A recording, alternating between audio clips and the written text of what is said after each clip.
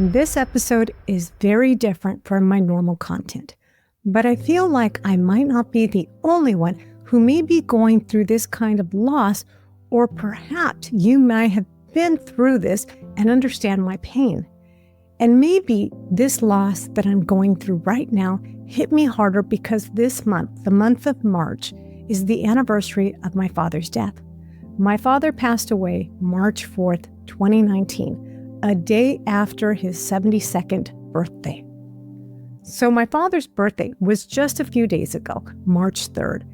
And on March 3rd, my daughter's dog and best friend, Foxy, passed away. Foxy was born on September 29th, 2012. That's exactly 3 months before Jasmine's birthday. The bond these two had was one that would make your heart melt.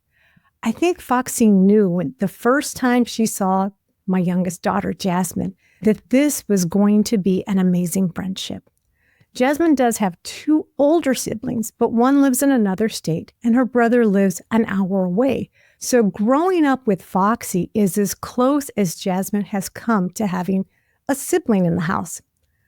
I think in today's world, we don't see our pets, or as some organizations might refer to them as property. These amazing pets are family members. They may not speak to us in a language that is understandable, but if you've had your pet long enough, you've established ways to understand each other. When you don't feel well or you're frustrated with the world, our amazing pets have a way of helping us feel better, to see the world from a different perspective. And as I always tell my youngest daughter, a dog will always be there for you, even when its owner is not the best dog owner. Dogs have this unconditional love deep inside them. They're always looking for ways to make your life better and make you feel better.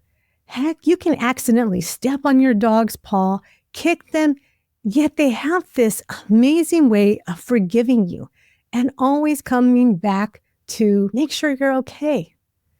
Foxy had always been a sickly dog who would go through days when she would not eat, and then after several days, she'd begin eating again. A few years back, we took her to the vet and discussed Foxy's eating situation had been an ongoing thing since she was a puppy. And while you could hear her tummy grumble, there was nothing we could do to make this dog eat. The vet recommended removing 7 teeth. She felt Foxy's bad teeth were the root cause of her eating issues. So several thousands of dollars later, Foxy continued to have eating issues. Nothing changed except she was missing 7 teeth. About 2 months ago, my husband and I noticed Foxy was acting like an old dog. Both her parents live with us in the home, and they don't act like old dogs. Why is Foxy acting old? We just let Foxy be Foxy. Foxy's mom, Coco, is the first dog I've ever owned, and she's still alive. So when Foxy passed away, I had no idea what to do or who to call, let alone try to comfort my 12-year-old daughter who lost her best friend and was insistent on going to school. In fact, it didn't hit me until I sent my daughter off to school, and I gave my dogs their treats that morning.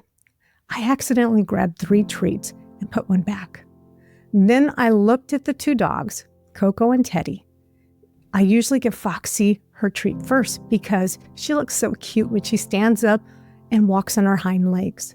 I always tell Teddy, Foxy first, and Foxy wasn't there.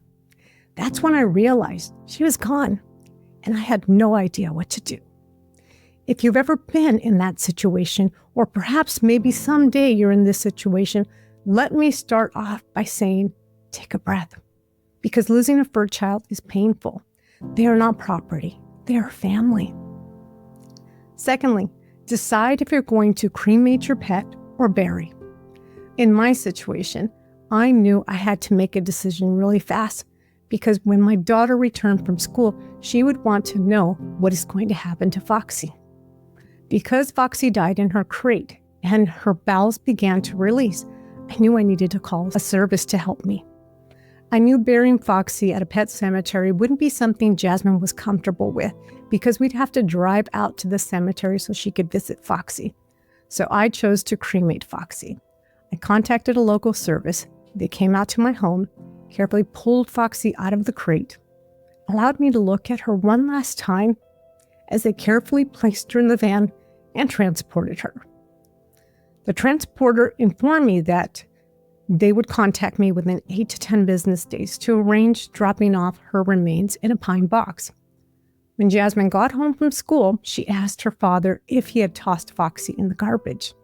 Her dad informed her that I arranged to have Foxy cremated, and she would be home within a couple of weeks. Jasmine walked into my office and thanked me for caring for her best friend and cannot wait for her remains to return home to us.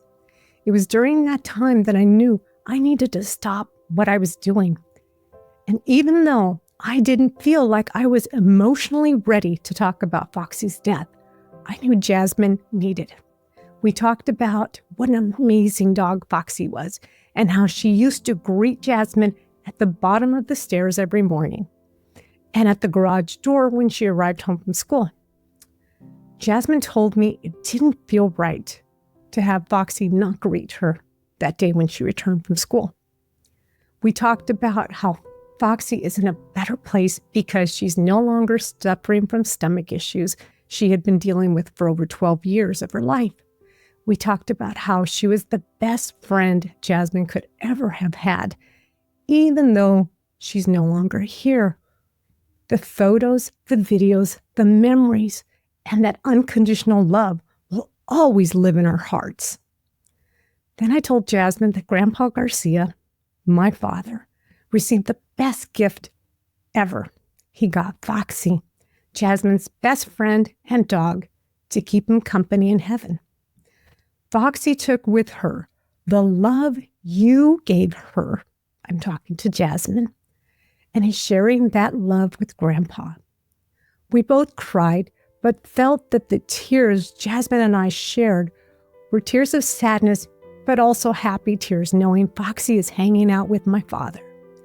I feel confident that taking the time to talk with a loved one who is also feeling that same feeling of loss due to losing a pet is very important because it helps both people to honor and share what that amazing fur family member meant and how she made our lives better with her unconditional love.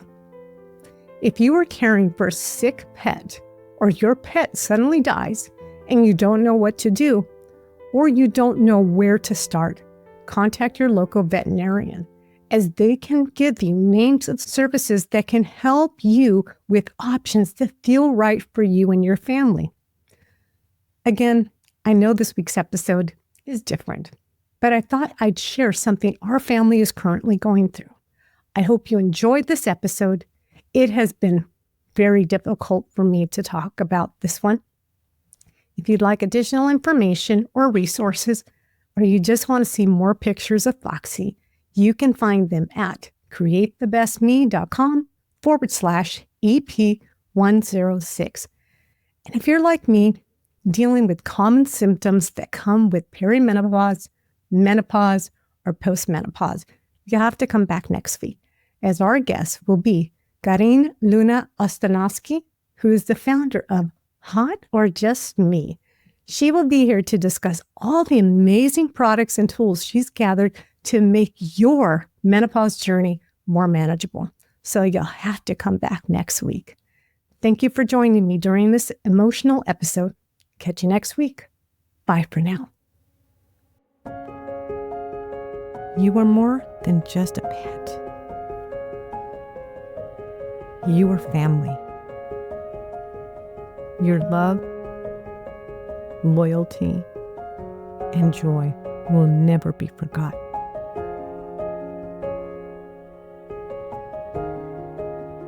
Run free, sweet Foxy.